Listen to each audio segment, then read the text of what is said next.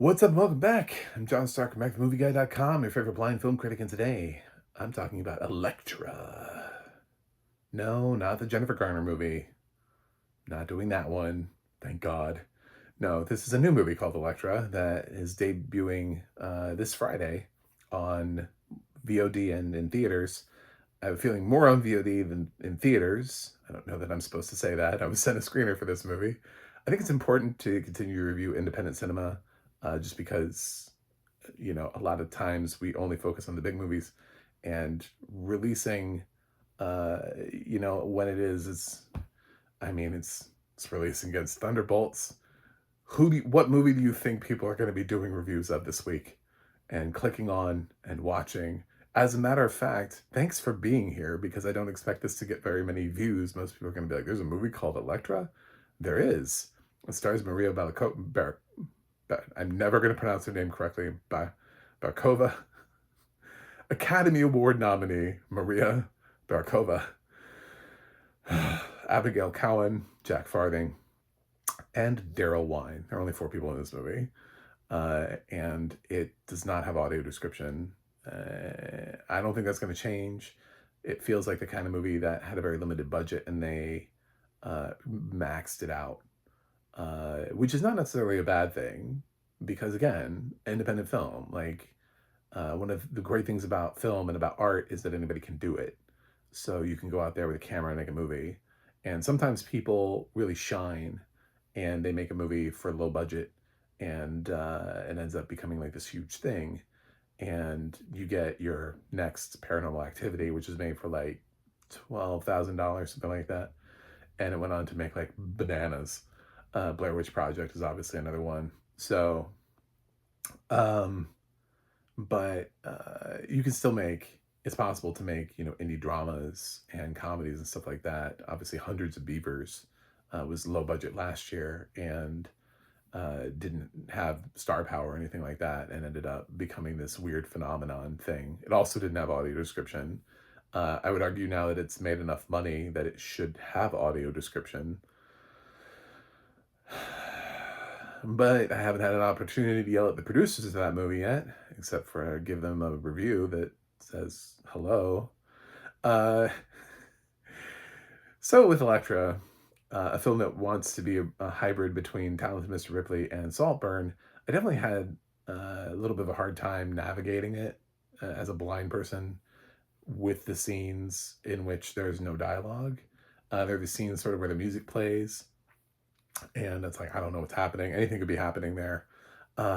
So my review is basically what I could understand and put out there in the world, which is that there's an American couple, which is played by Daryl and Abigail, who go to spend some time with, I'm guessing, a wealthier Italian guy who's Jack Farthing's character. And he's with Maria, and they're in Italy, and lies, right? People are not always who they say they are, and sometimes that's even deeper. Like, you may think you know who somebody is, and even though they're presenting themselves as something that they're not, maybe there's something even deeper than that. And the question of what is Electra, who is Electra, is sort of the thing that powers the film forward as the driving centrifugal force behind the reasoning for everything, I should say. So I really did enjoy the music that was used in the film. In Italy, we like to use a lot of classical music to represent Italy, obviously, because they have a lot of composers that came out of there, and opera is very big in Italy. There's La Scala, so yes, we had some operatic selections. I like that they were not like the immediately recognized ones. I like that I just didn't immediately hear like, oh, mio babino, and just be like, oh, well, of course, because that was my complaint with another movie where they used like the most recognizable opera arias, and I'm like, who is this movie for? Because who are you trying to impress? You're using the most recognized ones to get like non-opera fans who might have heard these things before, because opera fans will be more impressed by your knowledge of sort of like the lesser. They know which arias are overdone, just like we know what pop songs are overused, and which needle drops get to become a bit much. So I liked the choice that I thought the music supervisor had a little bit better choice work in some of the selections here, and the music ended up being at least enjoyable, even if I had no idea what was going on in the scene. At least I wasn't like, ugh, this music. I've seen some independent films where they don't have the budget for music, or they can't even put like classical music in there and something like that, and it's just like dead. It feels like dead air, just like silence, and that the film feels empty. So this was something that helped. Also, Maria's very good in this. She's not aware that she's in a film that's low budget at all. She comes in, every scene she's in is uh, she's it's like she refuses to dip below any sort of level now that she's an Academy Award nominee. So she's not going to phone this in. She is absolutely coming at it with I have a status that I need to maintain, and we're going to do it. We're going to maintain that level. So, um, I thought she was solid. Abigail Cowen, who was in Redeeming Love, she was pretty good in that. I gave that movie, I think, like a B minus. Um, some of the other acting was uneven in that film, but I thought she was okay. She's fine. So is Jack Farthing. He's has a couple moments where he's just sort of like reminiscing on life and meditating on uh, what is what is this thing, this coil that he's on, where he's fine. But and the direction and stuff, the editing, it's hard to tell because I don't know what we're editing out of. When I'm editing, some of it felt a little choppy to me. I felt the editing more than I should have in some places. It felt like the transitions were not quite as smooth as I would have wanted them to be, even for a film with no audio description. I just felt like we were hopping at times, and I wasn't really sure why. So obviously, audio description would give me more clarity. But I don't know. The film is poorly directed. I have a problem though, and that's Daryl Wine. Dude is a terrible actor. Just absolutely god awful actor. And I've shot this review and I've reshot the review, and I was like, I don't know if I want to name him because then I like acknowledge that he exists. So the thing with Daryl is that uh, he's not actually an actor. He's the last thing he did was as his last acting credit was Life in Pieces.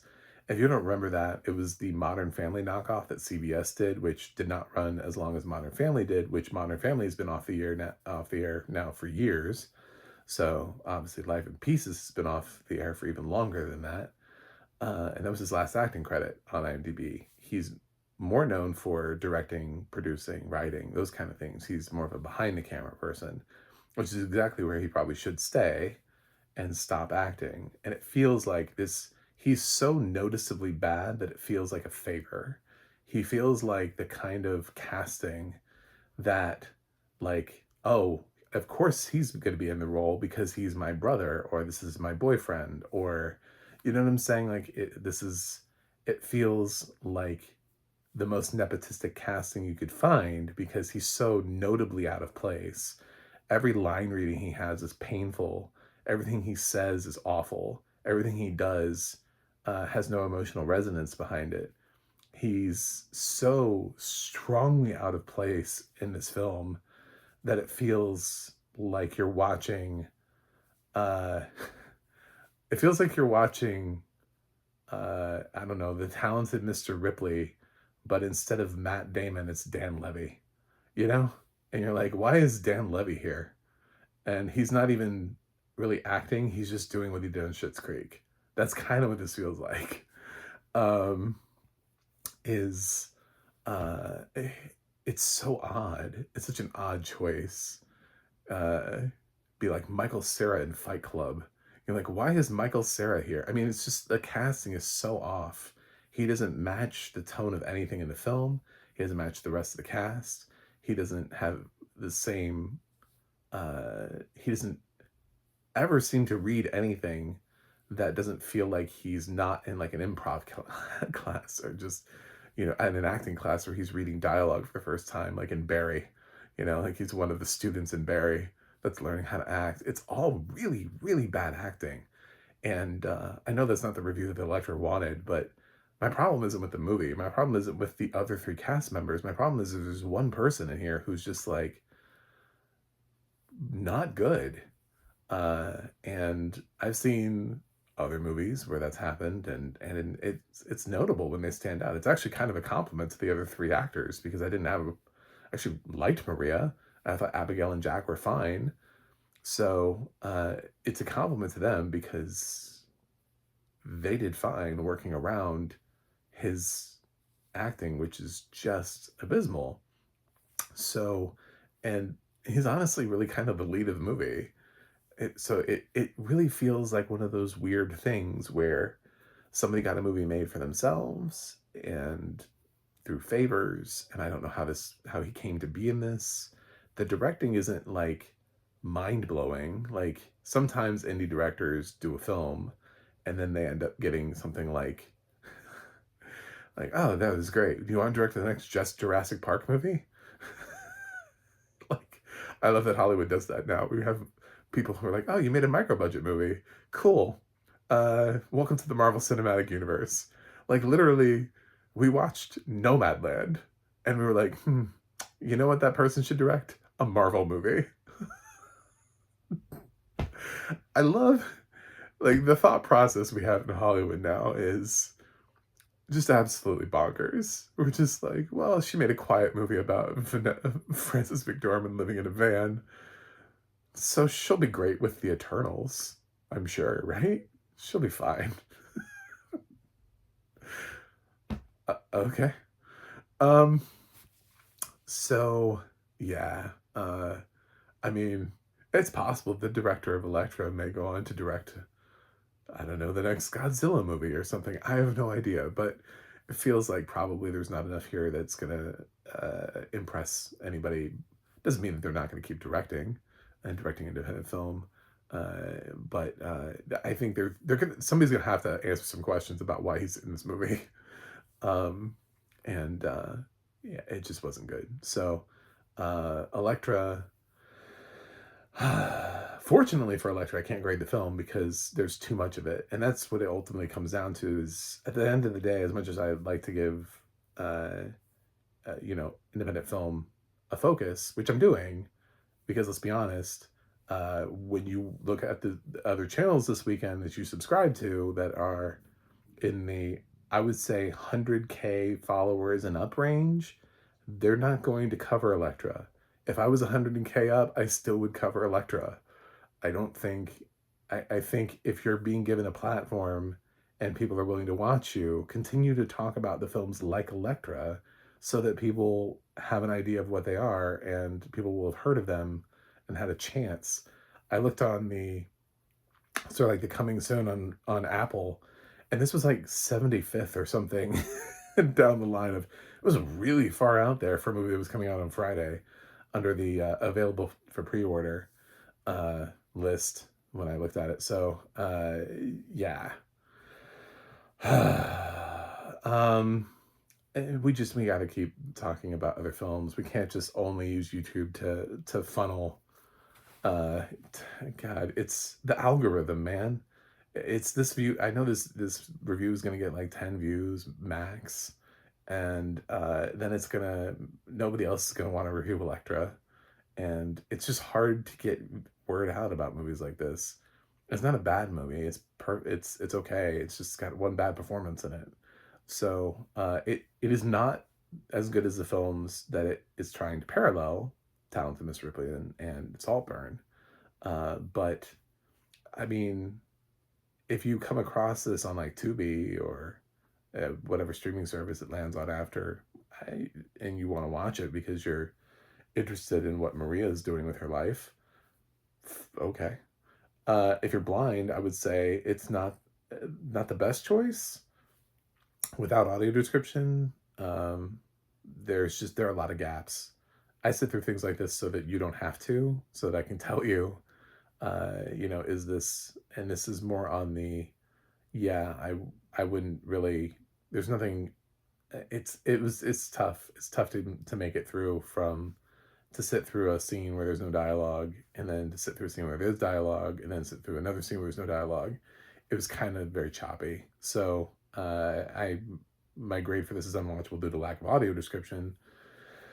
Uh, so it doesn't really appear anywhere on any list, which sort of absolves the film of having a final grade. It's too scattered for me to be able to really even come up with a letter grade for it, because uh, my initial opinion could be radically changed based on audio description either way, because there are too many scenes that I don't know what's happening in them, which could change it up or down. I don't think it would go to an A, because there's still one bad performance in it, but it could be in the B range if the film was like, I mean, there's so many scenes where I have no idea what the context is. So if you piece together enough things there, sure. I mean, it could be a B range movie, it could be a C range movie, it could be a D range movie. I don't think it's an F, because I don't usually fail anything where if I can find a redeemable quality in it. And I would at least say Maria's performance is a reason that I would not give it for an F. So it's safe of that. Uh, that's it. It's weird, but that's my opinion, and I'm going with that. Anyway, thanks for watching. Thanks for subscribing. I'll see you guys on the other side.